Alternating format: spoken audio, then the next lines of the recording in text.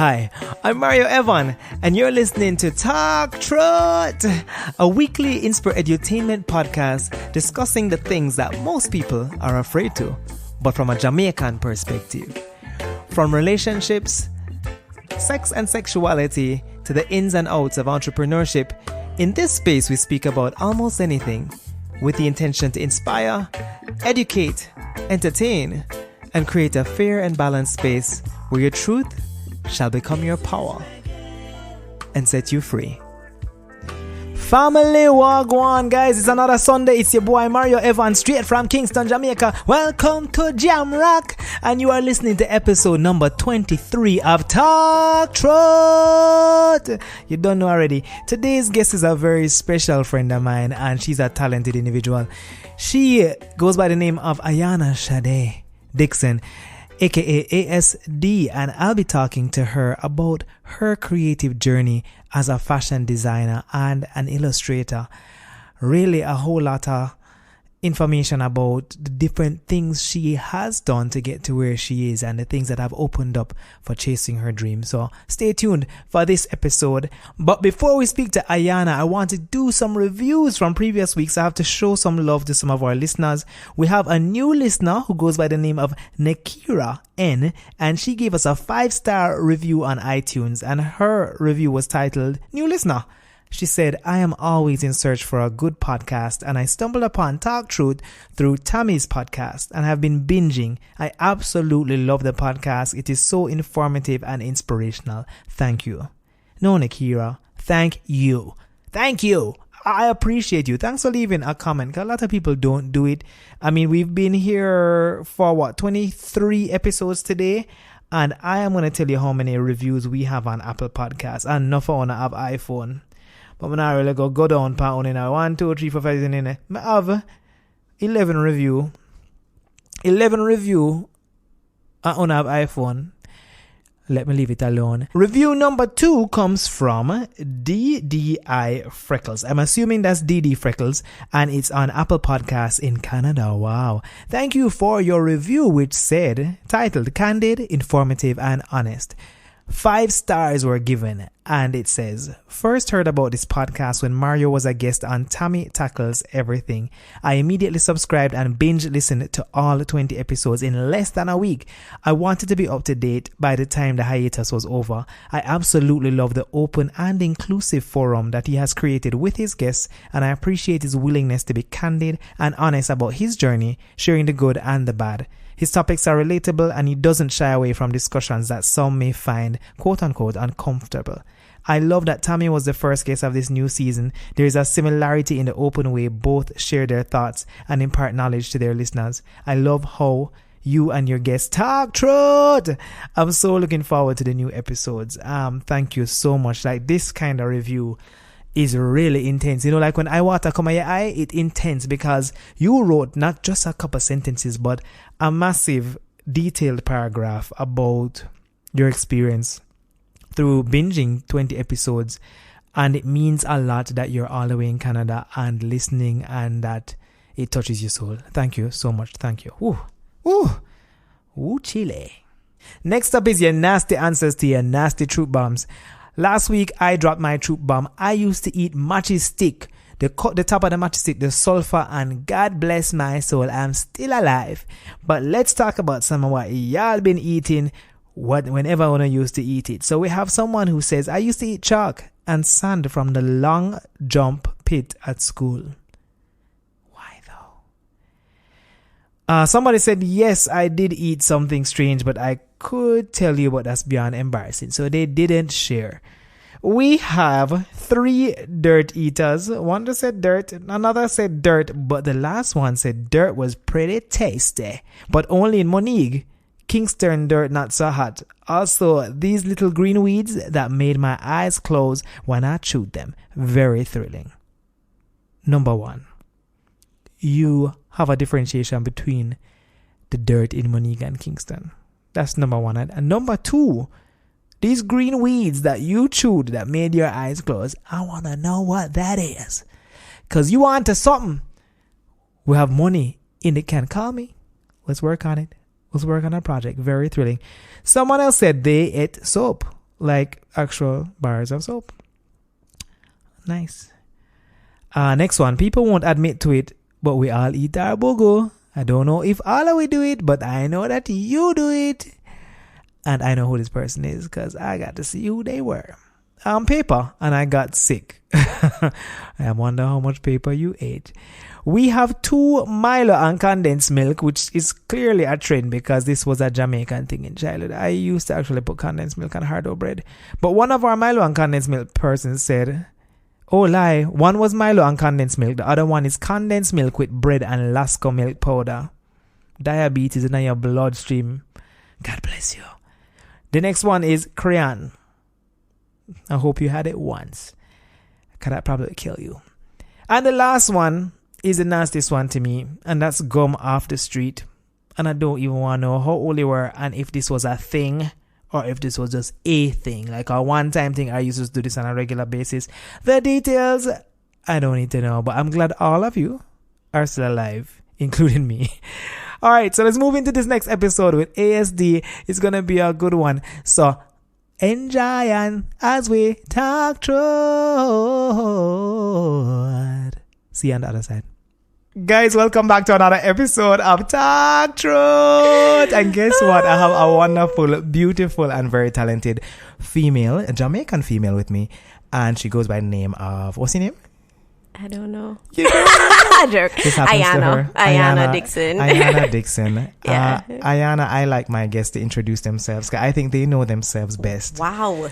I never really pre that still. You never pre that? Wow. Okay. Tell me a few things. I hate that question about what you do, but we're going to ask you that. Who is Ayanna? Who is Ayanna? Honestly, how I describe myself, I think of myself as a good friend. I love the ocean. I love elephants. I just love give joke and like laugh and just, you know, like positive vibes. Positive vibes. Yeah, the ocean, elephants. Yeah, ocean, elephants. Friend. Like I love the beach. A good friend. And yeah, I mean, I also am very creative. I mean, my creativity has kind of been channeled into the fashion industry. That's really the focus of my creativity. So I've done tons and tons of different jobs in the fashion industry, but outside of that, yeah, just, you know, I like that you say it's been channeled because it implies that it could be channeled in other places yeah, too. Man. Like you yeah, could probably sing, like exactly if you wanted to, you sing, know, right? like that's what I'm saying. So tell me a little bit about your background in Jamaica. Growing up in Jamaica, where you're from, all of these niceness. Growing up in Jamaica, so my parents are separated, right? So I have like 2 different lives growing up from when I was a kid. First, like I used to live with my dad, and he lived in Mountain View area, and like I guess people would think of that as a bad neighborhood, but I mean I had just such an awesome like house and like time, and when I think this is also a part of why I'm a beach lover. It's like when I was a kid, my dad would be like, if you can wake up at 4:30, we can go to the beach before school. Oh. And that was before cell phone nice times, though. right? Yeah. So that's before cell phone times. So literally I would be going to bed focused on like, you have to wake up at 4:30. Like you have to wake up at 4:30, right? And then I'd wake up and we'd go to the beach in the morning. We used to go out by St. Thomas. I guess because it's like close, you know. Mm-hmm. We go to St. Thomas and, you know, whether it's to catch crab or, you know, go in the water or whatever it is. But I feel like that's one of the main reasons why I love the beach so much. Like I just spent so much time there as a child. And my mom loves the beach also.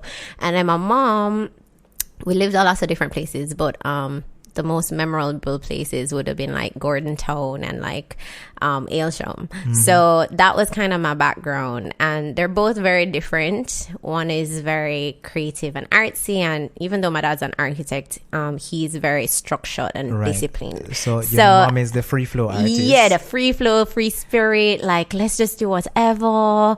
And my dad is just like, no, we need to stick to the schedule. Like, he has a did plan. you do your homework? Like what is the deal? So those are and both of them are creatives, right? So as I said, my dad's an architect and my mom's actually a textile designer. So I think like I'm just a little bit of both of them essentially. I mean, like I know that you are like both of your parents, but Right. Like when you think about it, I'm the architecture of fabric, which is fashion. Oh, wow. So, That's deep. right? That's deep. That's going to be a quote, by the way. But you know what? I didn't know this about you because it kind of explains. Granted, I think creativity comes from the person, but there's often things that influence it. And I didn't know that you had two creative parents, one more structured, one more. Yeah, 100%. And I'm both nurturing my creativity in different ways. I mean, my dad would always ask me, like, okay, so why did you draw the flower like that? Or why and I'm like, what do you mean? I just feel like, isn't it? Like, right. This and is that was his structure coming out. But that's his structure, you know, like that's how he's thinking about it. That's also his discipline. Like, what's the reason behind having, you know, the room facing this direction? Right. You know, like he's thinking like an architect. Right. You know, like you want to see the sunrise or whatever it is. Whereas like my mom, as a textile designer, she's just like, oh, that just looks good. It feels right. It looks good. And I think a lot of times, like what I found now for myself is that I'm more like my mom in that sense. So I don't really know the reasons behind a lot of the things that I'll be doing. When did you... But it just feel right. Feel right. Yeah. So you think you lean more to feeling than to structure sometimes? Yeah. There are a lot of times where, I mean, I know the structural background behind stuff, and I definitely believe in doing the research and doing, like, learning. Right. But when it comes to actually putting pen to paper or, you know, cutting the fabric or whatever it is, it's literally, I'm just like, okay, well, this feels right. You know, like, this is how I feel. And then, of course, I think it's just important as a creative, especially having my own business. I mean, I work in my business by myself and then I outsource a bunch of the stuff. But, like, I have, like, key friends who are architects or, you know, photographers who have like the structural background or whatever in creativity and, you know, like know the right terms to say, because sometimes I'm just like, yo, this just don't feel right. And like my friend Samora will be like, oh, it's because, you know, you didn't use the right contrasting green. And I'm like, okay, sis. And like, was I sleeping in that class? And she's just like, she's like, no, but you knew it. You just, you know, like you just never like explain it that way. Exactly. And I'm like, okay, cool. But I'm very, I mean, a lot of people think, oh, you know, you have a plan, you look like you plan. And I'm very planny. Like, I just love, like, I love a pen and paper. Yeah. You're a stationary hoarder. I love to write my goals down. I love to have a plan. But you see, when time comes to actually execute, it's just the vibe. It's like, okay, well, this feels right to me and this is what I'm doing. Take me back to when you realized in your life that this was what you wanted to do. Remember that distinct point where, or was there a distinct point? I have a story for you. bring it on. So I think a lot of people think, you know, oh, you must have always known that you wanted to be in fashion design. I think a lot of my friends will say like they knew for me, and a lot of my family, they wouldn't be surprised. Like if they were supposed to say, oh, Ayanna always knew what she wanted to be. That's not my story. That's their version of the story. Right, exactly. So when I was in prep school, I used to always, my friend and I would always have these drawing competitions. We used to design clothes, right? And like whoever can design the best outfit in whatever time win, right? What's a win? I don't know. Everybody just cheer for you. It's prep school. It's a prestige win. Yeah. Right. And literally, I feel like the girl used to always win, Amanda, right? I know her still good. Yeah. She used to always win. I used to be like, oh God, I'm clearly not as good as I think. I used to be better at other things in art class. Right. So I was like, okay, well, whatever. And then when I was in high school, a lot of people don't know this, but I was a bum, right? I literally was only going to school because my parents were sending me to school. My friends were there. Right. Some people to see, things to do. Things to do. I was coasting through. People always said to me, oh, you know, you must be so smart. You went to Immaculate. If you're on probation for like all of the time you're at Immaculate, you're still on probation, isn't it? Like, so you weren't really at school. Right. You went to a nice school, but you weren't really. Right. So literally, even though, I mean, I don't think I even got like a 1 in CXC or anything. I got a lot of 2s and like people were surprised. Ayanna, why were you on probation? Is that another podcast? That's another podcast. That's a whole nother thing. But I feel people as if didn't know you were a bum.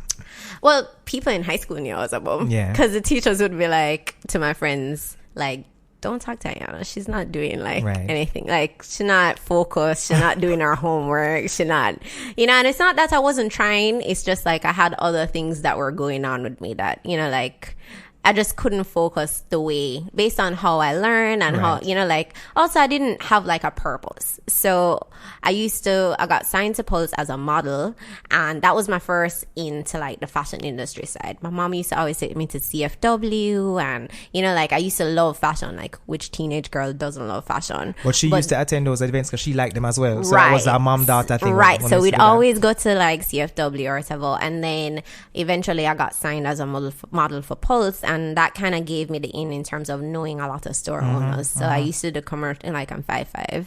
I look tall, I'm not tall. And literally, so that kind of started my like industry work, and then I just loved it. So I used to even volunteer behind the scenes, to help designers and whatever. And so when I failed lower 6 and upper 6, right, my dad was like, yo, what you gonna do? He was just like, I know what I'm not going to do. I'm not going to pay for you to go to school because you said you wanted to the lower 6. Me and sister meet with you, and you say you're doing upper 6, and you didn't and you deliver. failed both times. So you met me drive in traffic. Man don't like traffic, isn't me? So he's just like, you need to find a job. So I found a job at a travel agency, and then my aunt called me and was just like, yo, there's this course at Edna Manley in fashion. You're always drawing clothes and you always whatever. And even in high school, my Super Sweet 16 just came out on MTV. Remember them days? Yes, exactly. I don't know why I know that, but hey, I watch a lot of TV. Right. And I used to draw like the designs that the girls used to wear, and I used to sell it at school for $20 to buy cookies after school, right? Wow. I'm like, oh, you're going to ball? You like that dress? I can try it for you, $20. You're not supposed to sell at school. So any high schoolers, you don't do that. Exactly. So she was just like, you're always drawing whatever. And I did the course at Edna. So after work, I'd go there after school and do it. And I was good. And the teachers were like, yo, you should go to fashion school. And I was like, you have to tell my dad because he needs to know, because you can't tell him. I can't tell him. He's not pay for no more school. He's like, worse over me.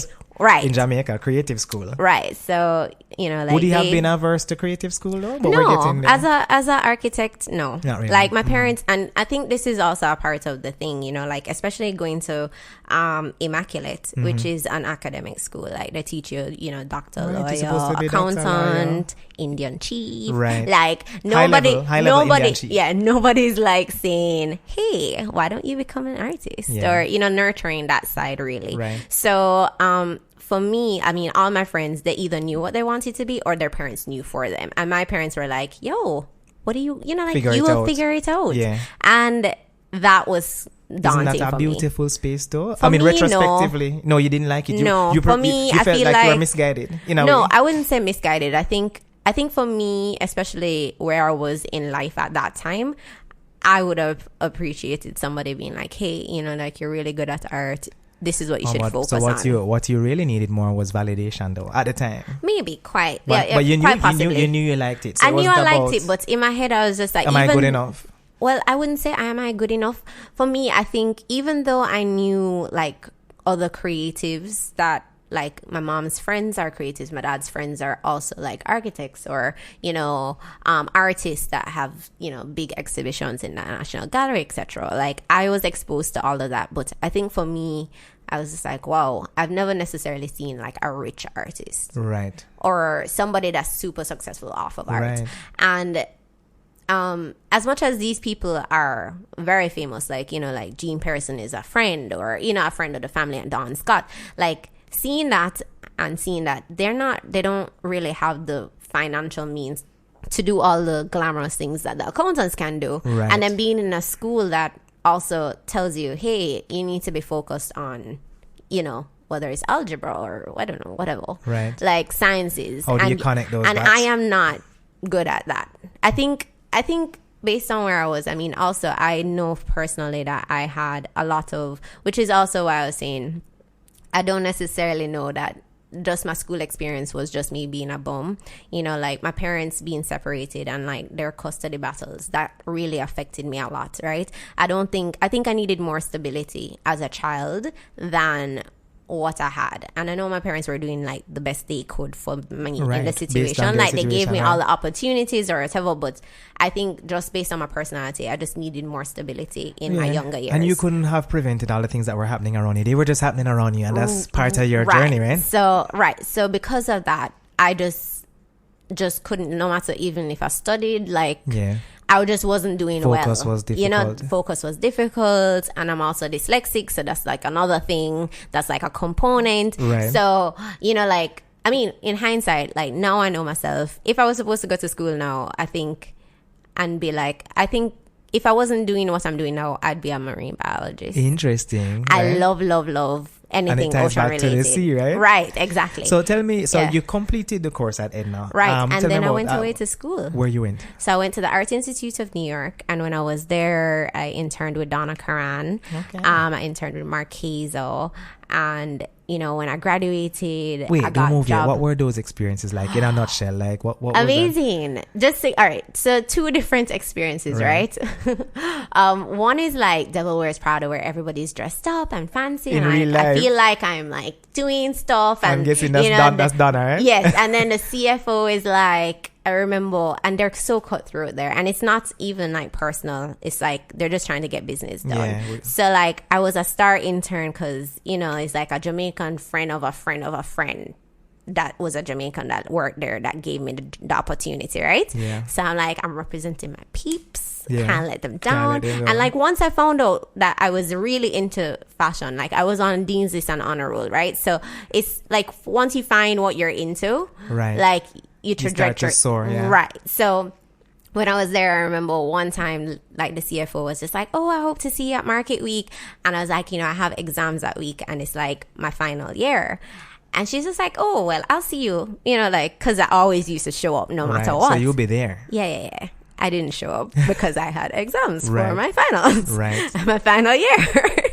She didn't talk to me after that. Oh, wow. Yeah. She caught you. Yeah, she was just like, "Yo, you didn't show up. Like, we needed you and you didn't show up." Wow. So they're very intense, but also like the best, like I learned so much. And that department that I was in the marketing department at the head office. So then because I'm a design student, I was like, I need to go to the design department because clearly like I need that experience too, right? Let me tell you a totally different thing, because marketing department, you dress up, they treat you like an equal. They're like, "Oh, you know, you fix up this spreadsheet, we're sending this to Bergdorf, and you feel like, oh, I'm living the best life, right? And then you go to the design department, and my first day, the guy in charge was like, "Why are you wearing heels? You need to wear sneakers." Wow. I was like, "Okay." Sneakers and jeans. You're coming like the design department is down in the dungeons, right? Oh yeah, like they had, I mean, basement. Pardon my French, but they had us doing bitch work. Like I was not on the same level of anybody. Right. Like I was organizing buttons. I was going for coffee, like towers of Starbucks coffee. Right. I was going to like they have a room which was also amazing, even though like a daunting task. They had like a room of every single Vogue.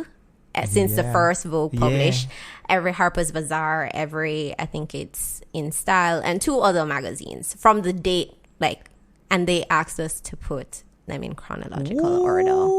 I mean, right. Yeah. And when I say bitch work, I really mean bitch work. But it was also interesting, and I think that also, you know, kind of helped me with my love of illustration, because before they had photography, everything was illustrated, right? And you would have to look in these magazines as you're organizing them. I'm sure you flip through them. Right. Yeah. I even scanned a couple copies. So like I have one copy of Vogue, I think it's 1921. What? And it's framed in my apartment. What? And it's like an illustrator. So people come there like, "Oh my gosh, that looks like your style." Everybody thinks from them see a fashion illustration, they're like, "Oh, that's your style." I'm like, no, sis. No. I illustrate, but that's not me. Yeah, that's not me. Right. But like, you know, like just beautifully illustrated work on the cover of Vogue. So I feel like that helped me along in my journey. But so I did that, and then the economy crashed when I had to apply for jobs, and everywhere that's like Rockaware wanted to hire me, and Charles Nolan, who used to design for Mrs. Bush at the time, right, and they wanted to hire me, and I'm like, "I'm international," and they're like, "Yeah, we know you're from Jamaica," and I'm like,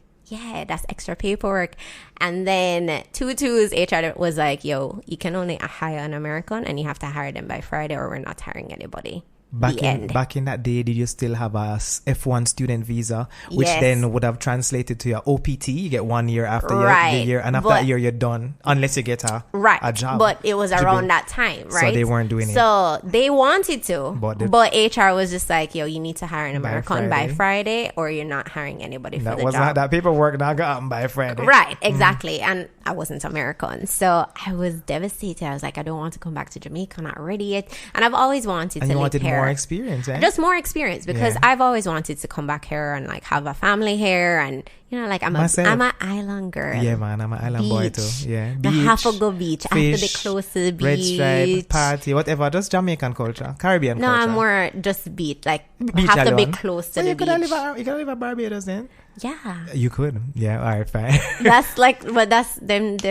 Because I used to live in New York, they're too much on island time for me. Right, it's too slow. In New York? No, I think you said Barbados. Oh, Barbados on island time. Okay, New York surely isn't. Oh, no. I want to know one more question about how long was fashion school in terms of years? I think it was 3 years. 3 years for that journey. And then you graduated with what? It was a degree? Yeah. And what was the degree in? Yeah, in fashion design. Fashion design, and a component of that was illustration, because you like learn how to illustrate as a fashion designer. So I don't even have a fashion illustration degree, and like now that I'm fully into illustration, I'm just like, damn it, I wish I just knew so I could focus more on that, because there are just so many things that like I feel as if I could learn. Well, I'm going to ask you down the line, if now that you are illustrating as an entrepreneur and creating products that are based on your illustration, does it even matter if you had the degree anyway? Because you're doing it.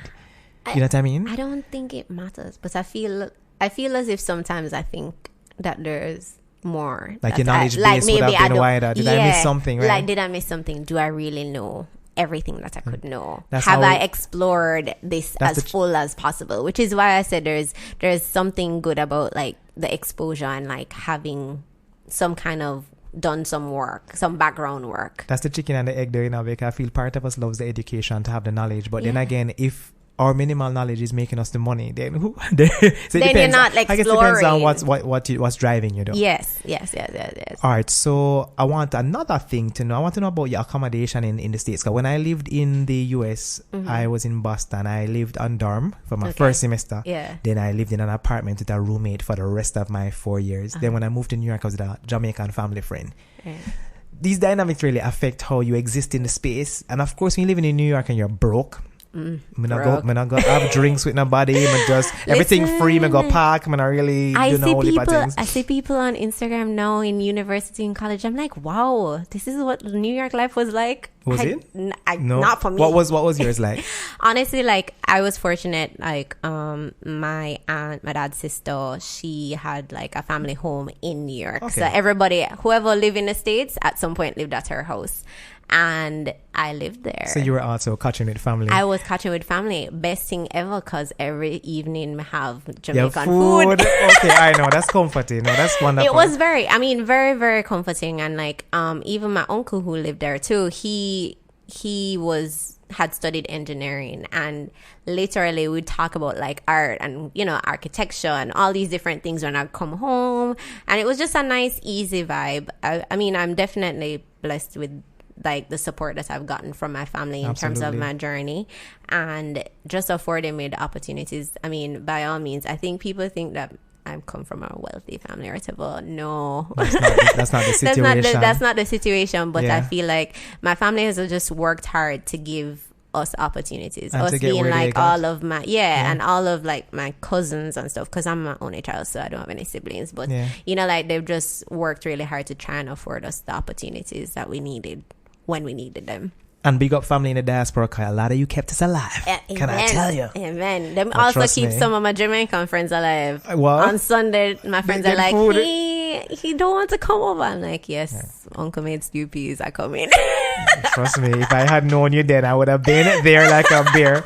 Like, big up my family friend, uncle, canary see in cat. Trust me, we never have your yard fully for a year and a half in New York, but I dead straight. So I ended up having to come home after my OPT ended. What happened after yours? Yeah, I had to come home. You had to come back I home. had to come back home, and I was devastated because I just wasn't ready to, there was just so much more to be experienced, and even the designer that interviewed me at Rockaware, she was like, I don't want you to leave.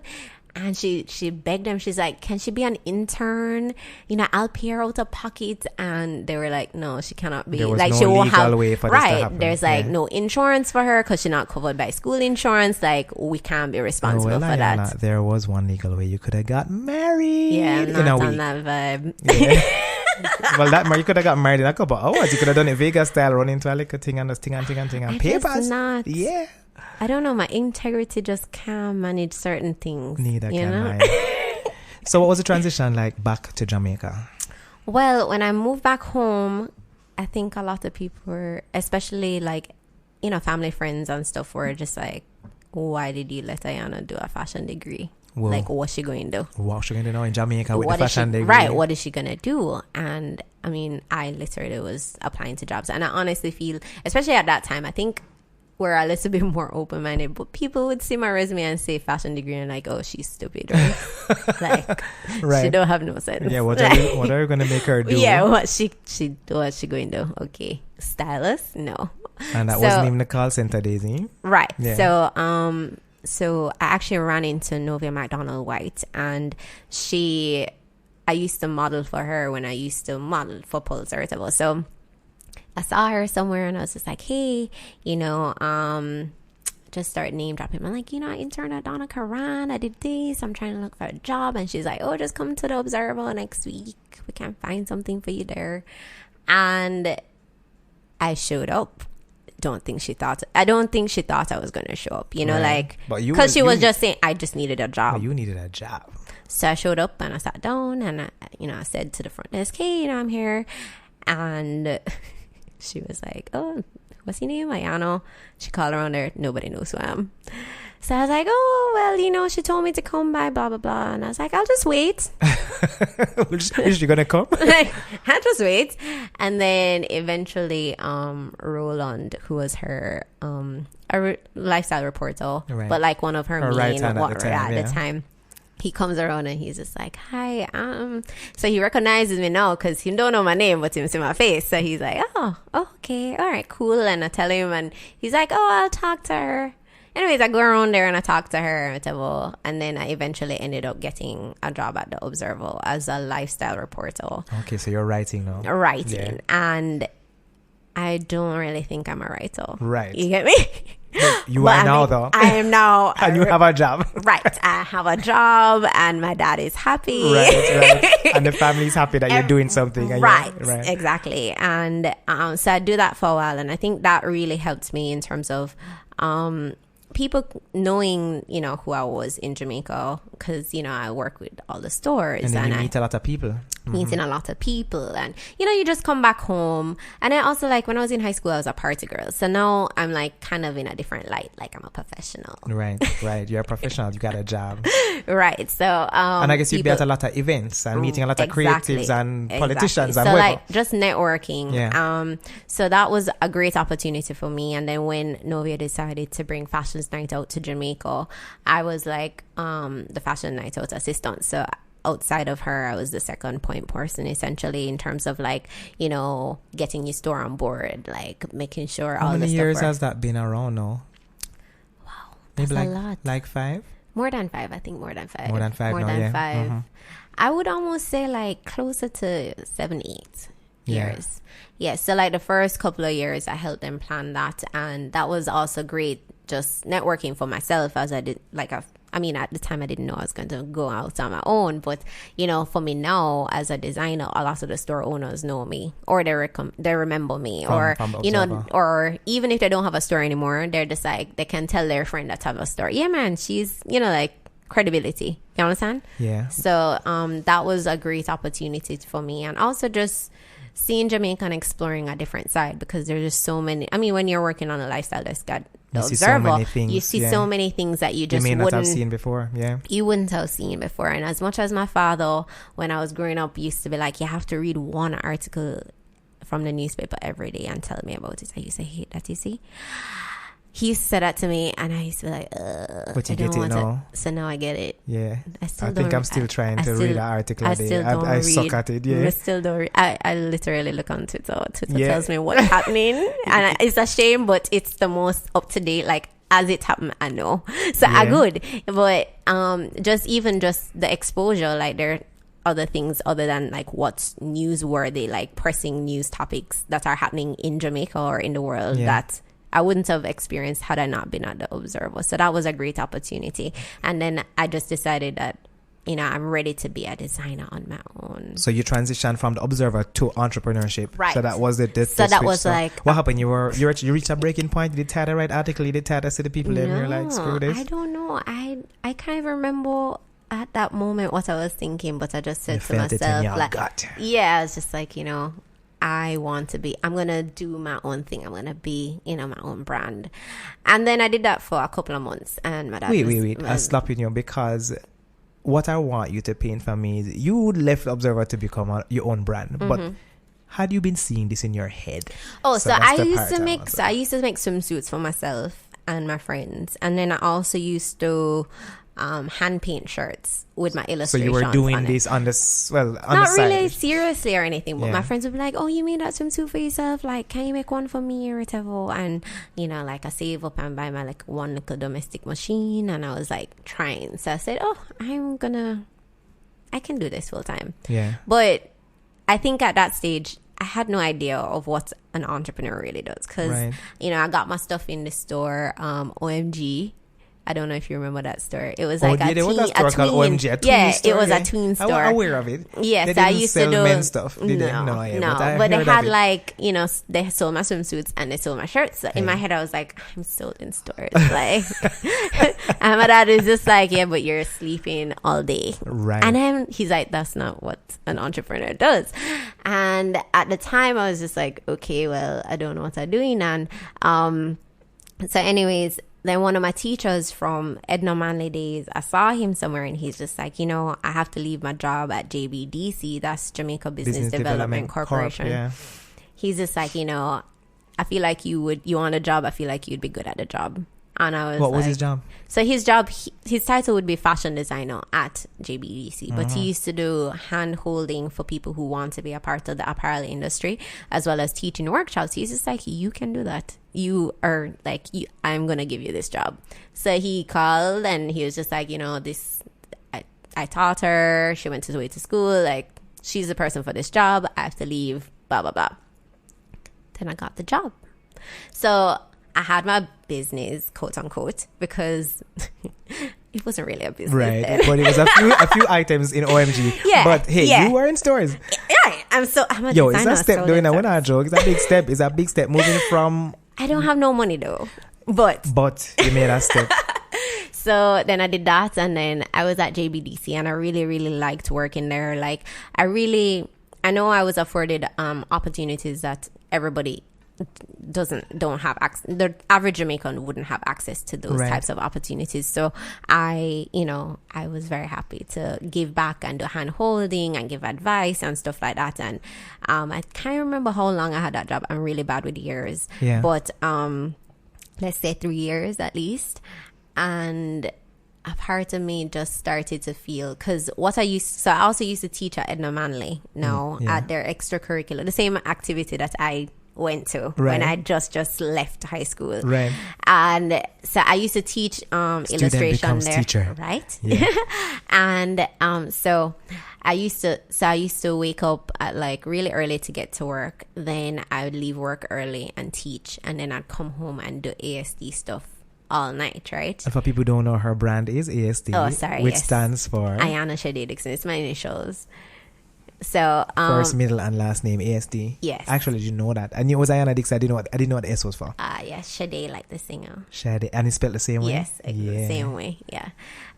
So my schedule is very hectic from the get go, but But I was always able to manage, and I was always energized and stuff like that. And I guess over time, I just started feeling exhausted. Like, I felt like JBDC, not targeting them clearly, but I just felt like the environment wasn't stimulating me like how it once stimulated my creativity. You weren't doing this and Edna at the same time? You were doing teaching, yeah. You were doing JBDC and Edna right, together? Right, so I'd teach in the evening. Right. And then I'd go home and work on ASD until like 2 o'clock in the morning and then sleep. But I always had the energy to do it. I was always motivated, whatever. And then after, closer to the end of my time at JBDC, which is why I realized that it was just time to go for me.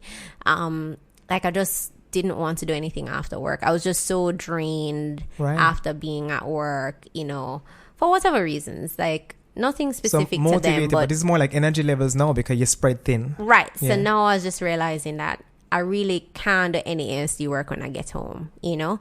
And I was just like, you know, it's either JBDC or my brand. And I was just like, well, I'm choosing my brand. Yeah. And I remember my friend Omar was just like, you need to save money before you quit your job. And I was like, I'm gonna send him a resignation. I'm done. Yeah. I'm like, ASD is gonna die if I stay here. Like, I'm just not gonna have any passion. I'm not going to have any energy. I'm not going to have the drive. And I just need to focus on what I need to focus on, and I'll figure it out. I have to ask you this question now because I don't want to forget. What you just described is a very big hurdle for a lot of creatives. And I don't think the journey is identical for each creative. No, it's not. But it was an all or nothing decision, and you went with your gut to choose your brand. Yeah. Do you have any regrets at this point, looking back, for doing that? I don't have any regrets, but I mean, I know that my way of doing things don't work for everybody, right? I'm very like, I will decide to do something and I will know the risks and I will still just make that big jump. Based on how you feel? Based on how I feel. I feel like, I can't remember when it was. Before I had my 9 to 5 at JBDC, my dad actually kicked me out, right? And a lot of people, like, this is the first time I'm telling like the public. Yes. So I was kicked out for like, I wouldn't say the whole year. I'll forget to tell you about Mission Catwalk. I know, we didn't get there. That was before JBDC. Was the kick out with an intention to foster independence? I don't. Or you did really do something know. bad? You were on probation. I feel like I was on probation. You did do something bad. Yeah, he was over you in that moment. Yeah. So my dad is very all about tough love, and I think also I am very. And sometimes I need tough love, even though I don't love it. Right, I can't believe I'm going on record to say on this. record. Lord. Look here, any man we meet Ayanna, don't give her no tough love. Yeah, treat her good. I'm just tell you, treat her nice. This is not an invitation for you to tough love her. Disclaimer out, yes. Thank you. Yeah. But so basically so after I left my 9 to 5 at Observer, my aunt Colin was just like, yo, there's a show that's going to be a film at Edna Manley. And she's just like, you know, you could win. It's like Project Runway, blah, blah, blah. You should do it. I was like, I'm going to cry on TV. I was like, I don't want to cry on TV. Because that's soft, right? So to break it down, Jamaican Project Runway, aka Mission Catwalk, is a bunch of designers enter a competition to win. Right. And to win money and prizes. And like sew machine and, you know, different stuff. Which would be great for ASD. Right. So go for it. So when she told me that, I called my dad. I'm like, yo, auntie called me and said this. He's like, you're gonna cry on TV. I said yes. Your daddy know you? I'm like, I don't want to cry on TV. And this is because you get judged by a series of judges who can sometimes be a little bit brutal. But not even just that. It's like, I'm sensitive. I don't think I think some people know that. And like, if you have followed me, like, you probably seen me cry in public before. Like, right. I haven't seen you yet. I have. Oh gosh. You never see when I won the first global grant and I'm like bawling, holding a check. Worst picture ever. Right. Everybody needs that cry picture. But I was just so happy. Yeah. Like, if I'm too far on the spectrum, if I'm too happy or I'm too sad or angry, I'm crying. Wow. Yeah. It's happy, sad, or crying? Or No. Happy, crying, and sad crying. Not like, it's not either or. Crying on the crying spectrum. On the spectrum of emotions, if I'm too close to a 1, which would be, let's say we're going to say that's like a negative emotion, I am probably crying. Right. Because of the negative and emotion. And if we're close to a 10, which is a positive. What? Crying. You're crying as well. And when I say crying, I mean ugly, Bawling, ugly cry. You get me? So people have seen, so I'm sensitive. So my dad knows me and knows I'm sensitive. So he's like, but anyways, I think about it and I said to myself, I can't remember when, but I was in Miss Jamaica Universe, and I feel like when an opportunity is good, even if I don't think I'm ready for it, I'm like, hey, this is a good opportunity. Like I can learn, I can gain, blah, blah, blah. So I actually said, all right, cool. And the day that I went to, so when I went to Mission Catwalk's auditions, right? The room was full. Everybody auditioned. I sat in the back. I'm like, I don't know if I'm doing this. Yeah. I'm just here just in case, like I feel the vibe, right? I might submit the paper. I might sit down there. The room is like now empty. And I think it was Carlton Brown that came over to me, or maybe it was Kenya. And they literally came over and were like, hey, so you've been sitting here, like, are you gonna apply? I'm like, I'm not sure. They're like, oh, well, let's see your stuff. And I was like, this is what I did. This is blah, blah, blah. And like, no, man, you're good. You should. And I think it was Kenya. She was like, come tomorrow. We start filming the first thing tomorrow. If you come tomorrow, you get a spot. If you don't come tomorrow, it's cool. Right. And for all y'all, Carlton Brown and Kenya Linton are 2 popular Jamaican designers. And they were behind the show. They were actually the judges. Right. So even like, but as like a young Juby coming up, right? Like it was just like, wow, like Carlton Brown and Kenya Linton. They're George, still a like, big deal, and they validated you in the moment. So they were like, come tomorrow if you want to. If you don't want to, it's cool, no pressure. So thought about it. Like you win money, you win sewing machine. I didn't have money. I didn't have sewing machine. So I was like, okay, I'll try. I'll try. And as I said, if ever in life you are presented with opportunities that like might not necessarily go toward, like you might be afraid or whatever it is, like it's just so important to just try.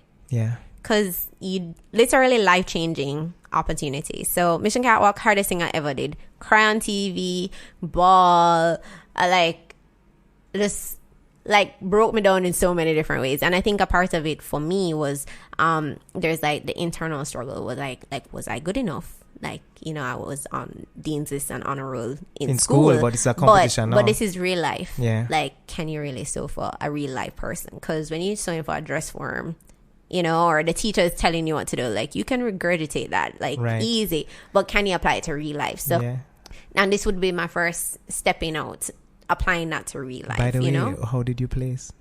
So I came second. And this is right. So hardest thing I ever did in life, but one of the most rewarding, one of the best things that ever happened to me up until last year. I feel like being in Mission Catwalk, I came second, but I also got a chance to show at Miami Beach International Fashion Week, which for a small designer is a huge deal. I got to show at Miami, that's an international fashion week, right? I can't afford to do that now, even though I'm not as in the beginning stages of a business as I once was. I still can't afford to do that now because you have to pay to be a part of the show.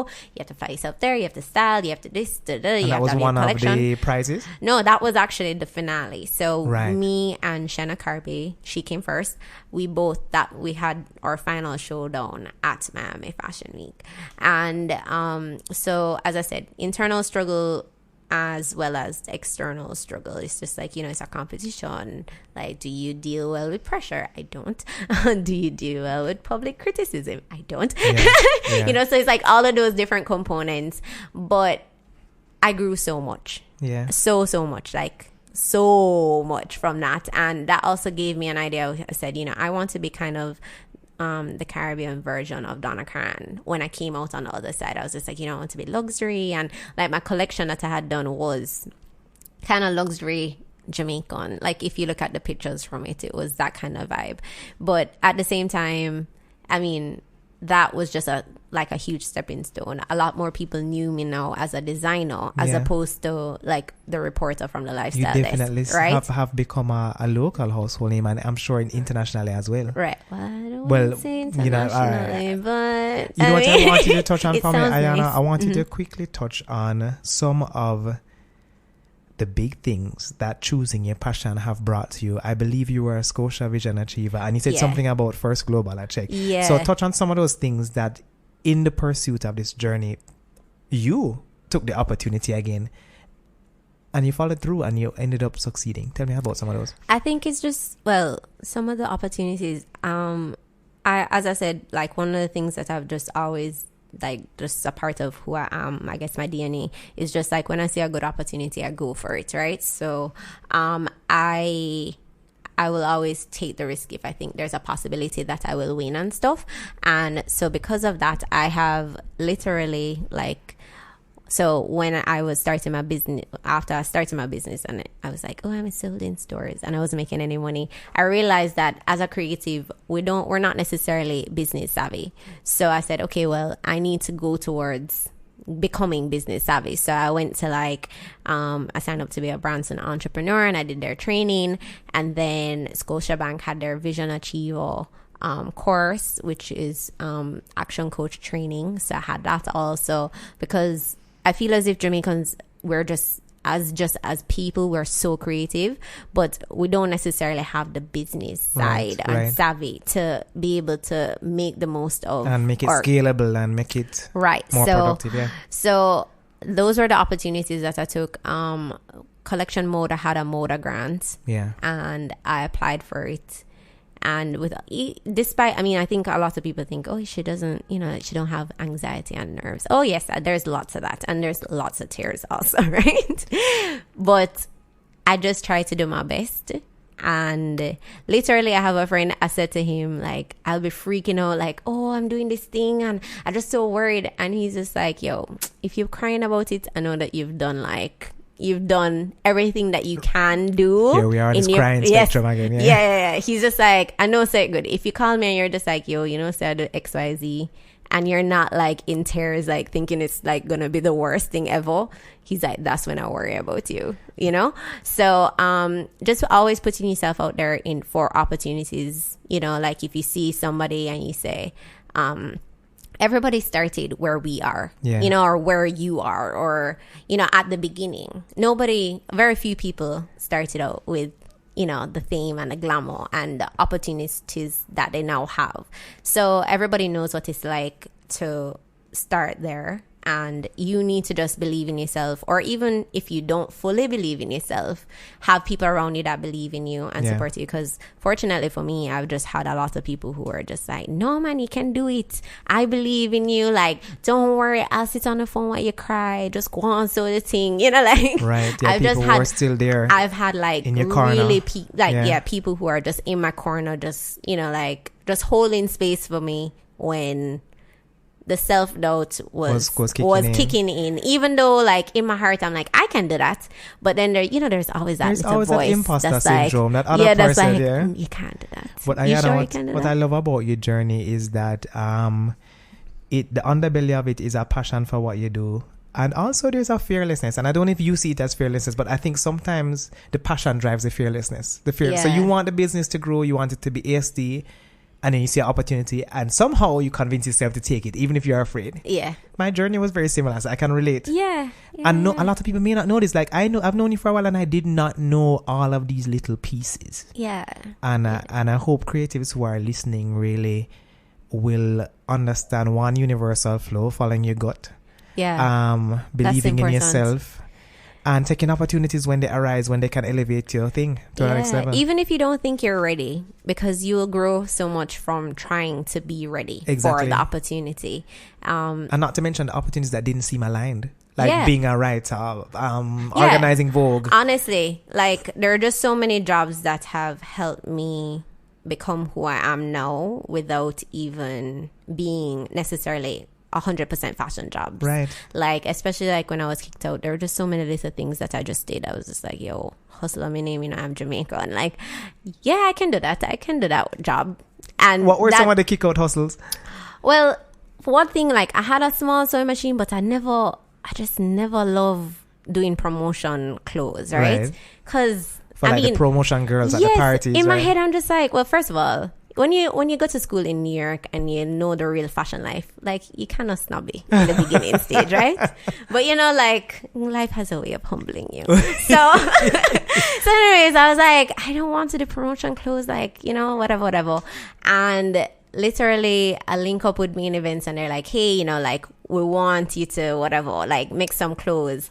And anyways, like Solomon Sharp, yes. He's the owner of Main Events. And like there are just so many people who have helped me along the way. Like literally Solomon see me and he's just like, tell me about yourself. Like him just see me like working with the other young ladies that work for him. And he's just like, tell me about yourself.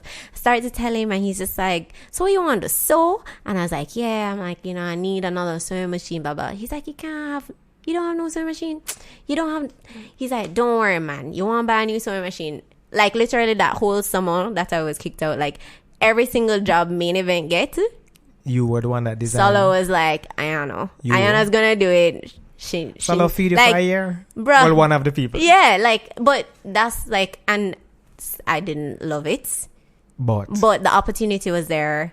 And also just, I think there's power in being vulnerable with people. I think a lot of people, I mean, just based on my personality, I am very... Like, I will share with you once I think you will hold a safe space for me. And I will tell you the truth about a situation. I'm not going to be like, oh, yes, you know, like, everything's perfect. It's not. It's not. And it's never. Being an entrepreneur is not glamorous. It is not. Like, there's some times where people are like, oh, why don't you post this more? I'm like, I just not in a good mood. Like, I don't feel to do it. I'm not posting nothing if I don't genuinely feel. You know, like, I'm not just, oh, yeah, well, I have to post something today. Like, no. Yeah. If the vibe not there, if I don't feel the good vibes, it may not happen. It just probably won't and you happen. may not get it, but that's what's going on. But it's just important to be vulnerable with people because I feel as if, like, Solo, I kind of just shared with him, like, what was happening in my personal life. So this is, like, a random man that I've never met before. Don't know. But he was just like, no, man. He's like, you know, definitely. And, like, I guess he saw that I was hardworking and all these things. So he was just like, no, man, definitely. Ayanna go and get these jobs. And in the same breath, when people give you opportunities, it's also important to like give thanks and just gratitude for it. So like one of the things that I did, I think it was my 30th birthday, no 31st. Like I did. Yeah. I look young, yes. But I think it was my 31st birthday. I did like thank you cards for all the people who helped me like become who I am now, and like I wrote them like a note just saying how much I appreciated their part in helping me get to where I am. And I just think, you know, people are willing to help you if they can help you. You understand? Like they might not help you in the way you think you want to be helped. Like clearly I did not want to do promo clothes, but you get me, like I saw the opportunity and I was just like, I can go with this, you understand? And that helped feed me for like a good couple of months. Right. You understand? And I ended up buying the sewing machine that I needed. So you get me, like... It's a beautiful reminder too that when you think that you're on the ground, doors will open up for you. And, you know, there's this feeling we really are afraid to take plunges and risks because we think that the world is going to shatter and crumble around us when a brand new world could open up that you never saw. Opportunities that you never ever thought you weren't open to seeing them. You weren't open to seeing them. I think also... and the hunger of rock bottom is real too. So real. Yeah. Like, if you have no comfort, you will find a way to which is also why I've just always been, like, I think... a part of my journey has been like I just always take the leap. So like even when I left my 9-to-5 at JBDC, I was just like, I'm just gonna do it. My friend was like, you need to save. I'm like, nah, I can't. I'm gonna just do this. I'm gonna figure it out. And that might not work for you. But like, especially having been kicked out, like I never have anywhere to go or whatever. At least I didn't want to go and tell like, oh, okay, can I stay at your place or whatever. You know, like I wanted to figure it out on my own. So because I didn't have that kind of security, I'm like, okay, well, what's the worst thing that can happen to me if I quit JBDC and, you know, like, oh, I don't have somewhere to live again. I've done that already and I've survived. Wow, like, so like, I am going to go and like figure it out. So that's kind of been like, I've just been the type of person to just jump off into the deep end, and that works for me, but I know that doesn't work for everybody else. And I'm still a big planner. So even though I'm winging it, and it looks like I know everything. Yeah, we're still figuring stuff out. I'm still figuring things out. People ask me questions. I'm like, I have no idea. I mean, it sounds deep when you say it like that, but it really wasn't that deep. I just was like, yo, my gut is telling me that choose this one and not that one. And it was that simple. Yeah, it's not deep. It wasn't that deep. I can relate to this. Yeah. Ayanna, tell me a bit about the brand now. So tell me the range of products that you offer. Tell me what you're doing now. And then tell me about if you see a future in another space. So many questions. I know too. I will back up. Range of products now for ASD. Okay, so ASD is a lifestyle illustrated brand for women, right? And my whole thing is just like empowering women one illustration at a time. So my products are supposed to be uplifting, positive, the age-old saying, like, representation matters, trying to have different skin types, hair types, body shapes. United Colors of Ayanna. Yes. Yeah. Aha! Yes. I don't know if other people going to get that reference. No, you think so? Maybe. If they're old. If them old, yeah. But so that's representation matters. And I guess also speaking to like that insecure girl that was in high school that was thinking, wow, like everybody's going through, like I'm going through this thing and nobody understands. Yeah. And it's just about, which is also why I think I'm very open and sharing when people ask me stuff. It's like, I feel as if we all share our stories and share our experiences, we'll realize that we're not that different. At all, we are not that different. So my products are really about like uplifting the female spirit and just kind of saying like you can do anything you want to do, whether it's, a non-traditional female job or whatever it is. And just like nice products that are cute and functional. At the end of the day. Things need to be cute and functional. Of course. And also backing things that I believe in. So like we have reusable bags and totes that are, like environmentally friendly. I'm environmentally conscious, mainly sea conscious. But I mean, I care about the environment totally, but the ocean is going to become a marine biologist in the future, I would, but I don't know if I'm ready to go back to school yet. As you speak about the future though, do you have any future plans for ASD right now?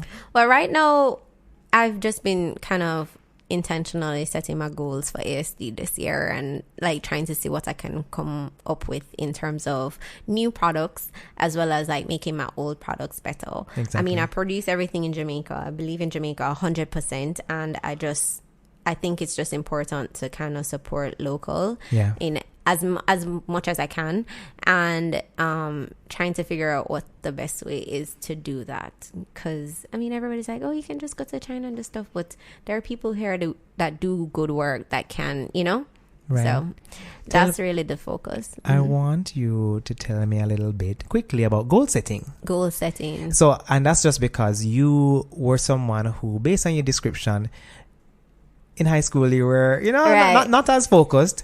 You can say it's a bomb. It's no. Okay. but as you progressed along the lines, you really developed love for what you liked and forged your path. Now you're a goal setter. Yeah. Tell me what that's been like. For me, it's been just trying to be intentional about also who I'm becoming and, like what I'm putting out into the universe and in the world, and, just trying to achieve all the things that I want to achieve.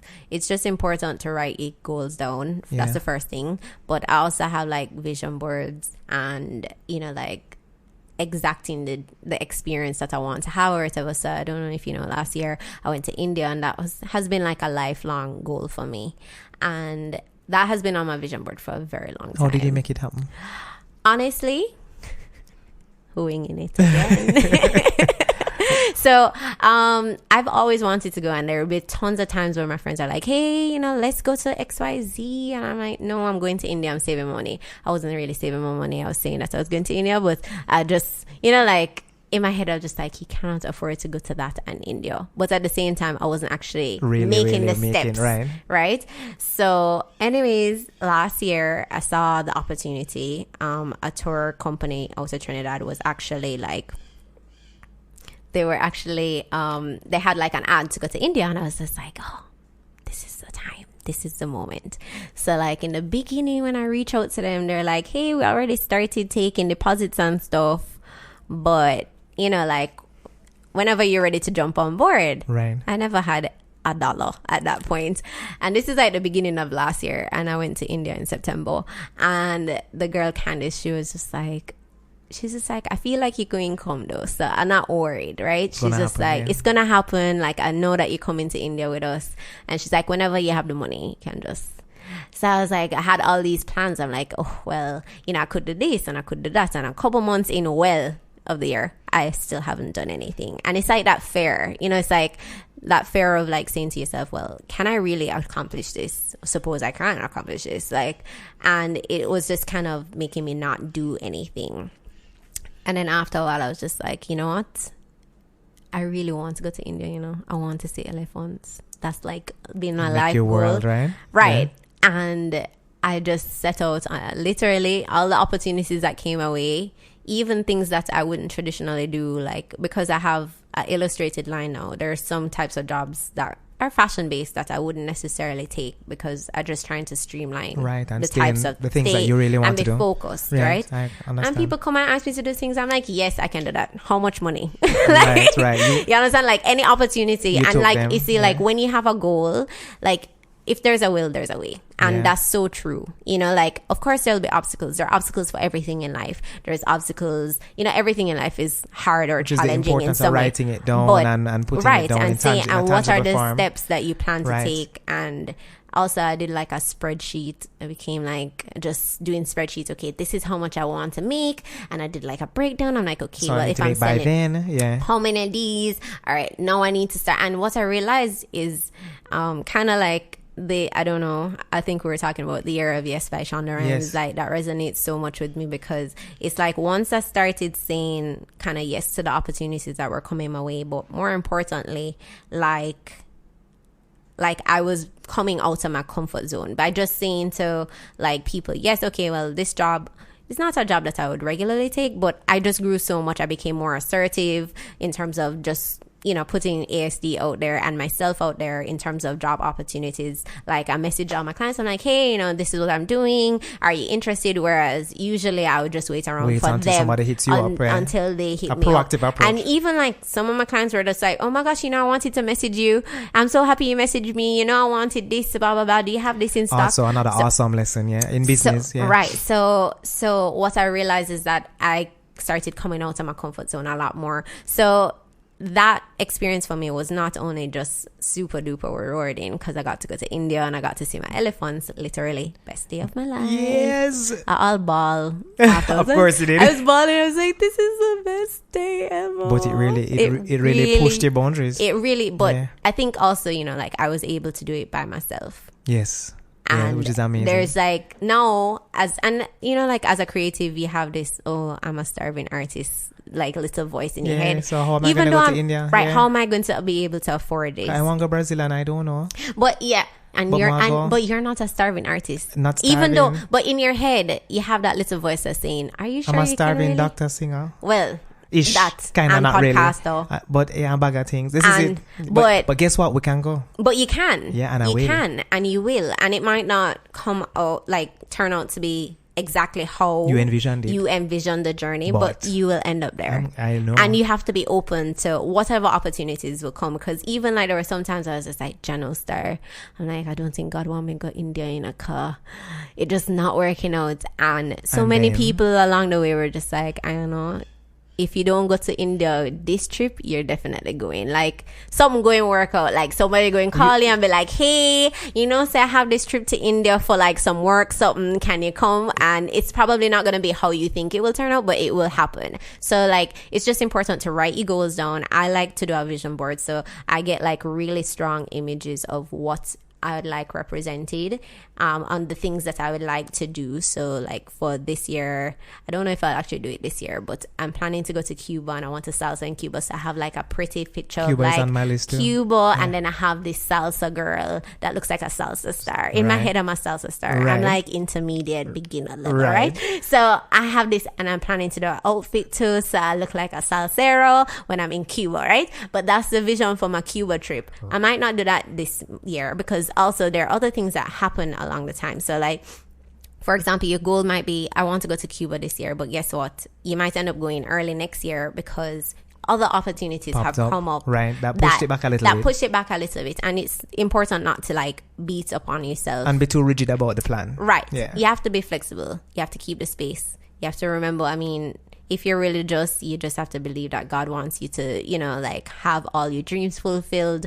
Or if you're not, you're just more spiritual, you know, the universe has you back. Yeah. And you just kind of have to focus on, I'm going to India. What does that feel like? What does that look like?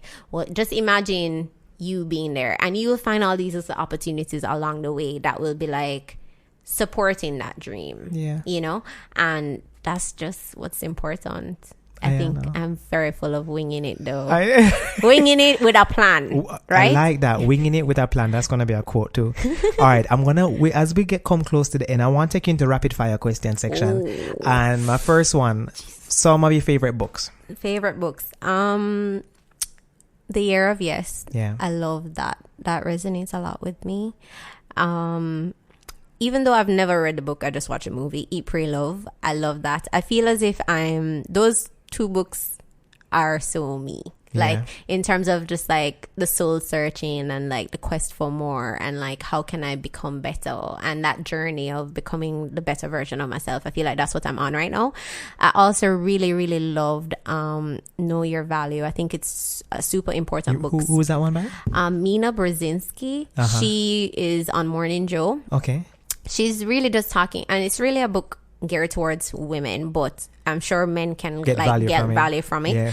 And basically what that's about is just knowing your worth in terms of making business, whether it's negotiating your pay or your salary and contracts and stuff like that. Right. And knowing to ask for what you want and kind of how to do that. So what I really loved is that it has the audiobook and she's talking about her personal experiences. So it's her voice and it's nice. So, right. It's very, very cool because she's talking about, like, she's also interviewing her friends who are also famous people and talking about, okay, well, in this situation, this is what I should have asked for. And I shouldn't have asked for that. And I should have, like most men.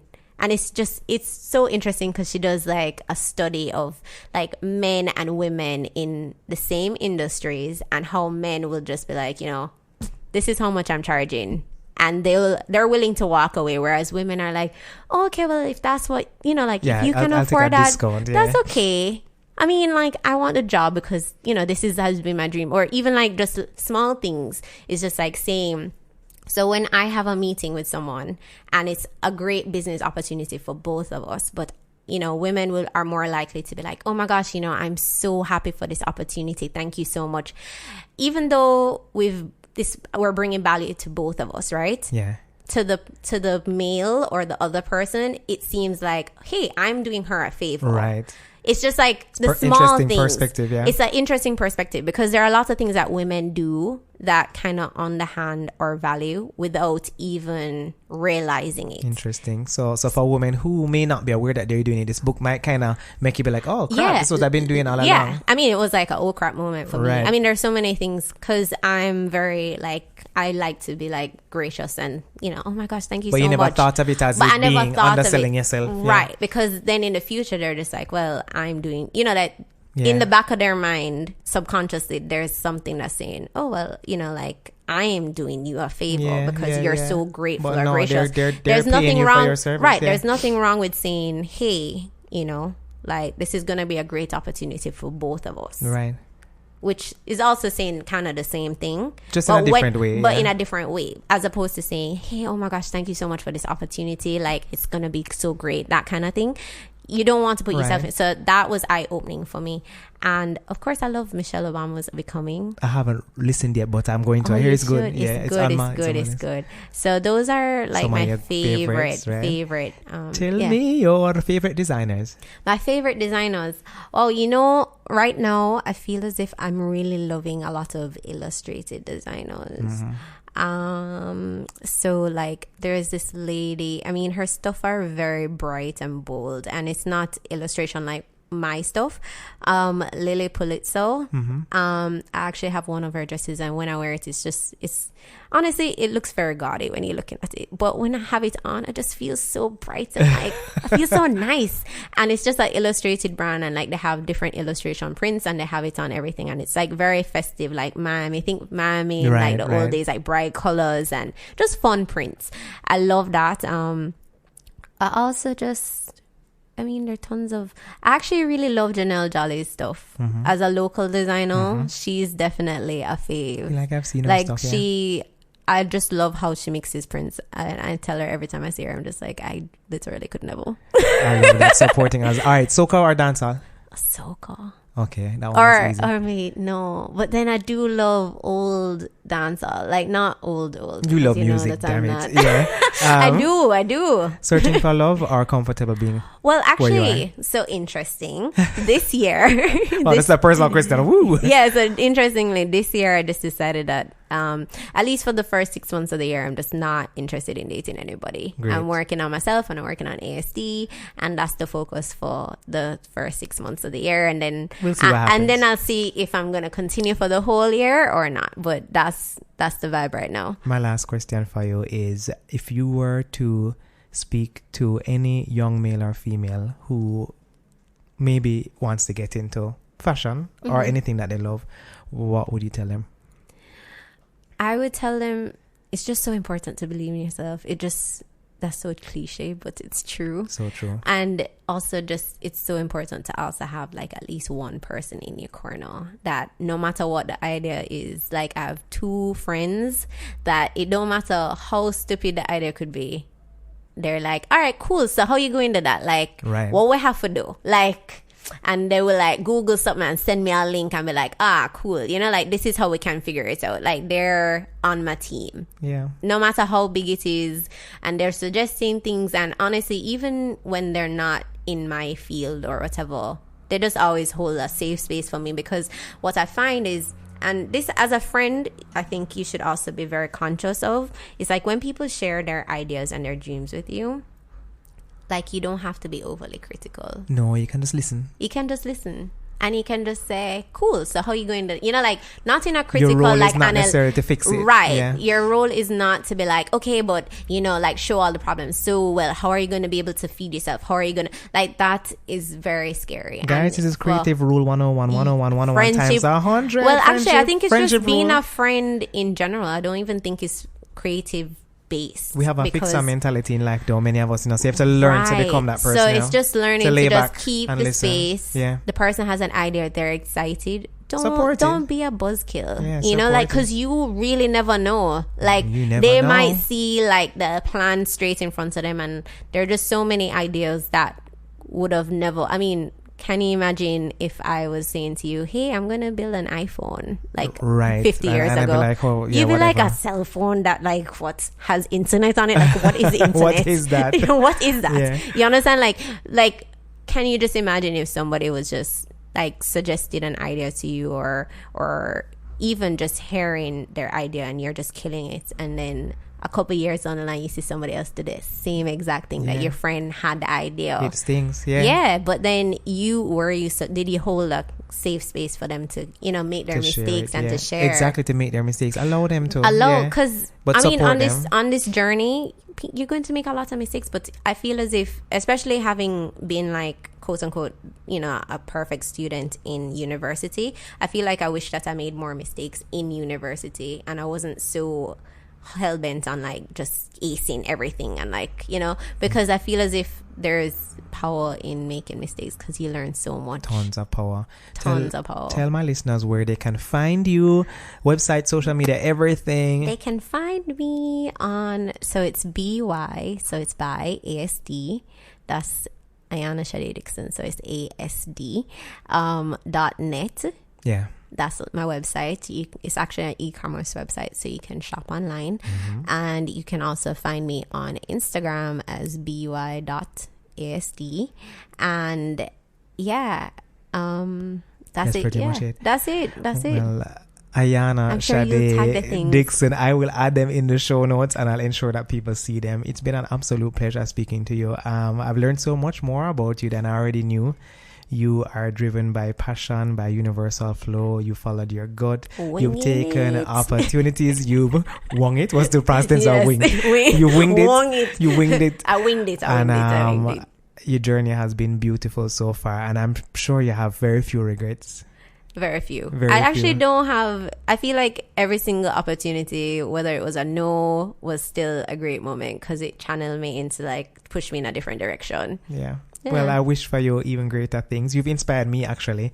And thank you for being here and talking the truth. Thank you for having me. It was wonderful. All right. Thanks, Ayanna. So you just listened to episode number 23 with Ayanna Dixon, ASD. Check out her stuff. Buy ASD.net. She has really cool items. And as she said, e-commerce, you can buy online. What I'm going to do right now is ask you to do what I ask you to do every week, people. I want you to subscribe to the podcast. I want you to review the podcast on iTunes. I want you to share the link with friends. And I also want you to take screenshots of this podcast if there was anything in it that touched you. And let the people on the gram, on Twitter, wherever, let them know how you felt about it. Tagging me at Mario Evon and also tagging at talk.truthja, because we have a Talk Truth Instagram page now, and you know our website is talktruthja.com, and you can also send us an email at talktruthja@gmail.com. Wow, guys, it's been a wonderful journey. We thank Ayanna for being here, and I always thank you for being here every week. Listening to Talk Truth, a place where your truth can become your power and set you free. See you guys next week. Look out for them truth bomb questions on IG story. Both channels. Bless up.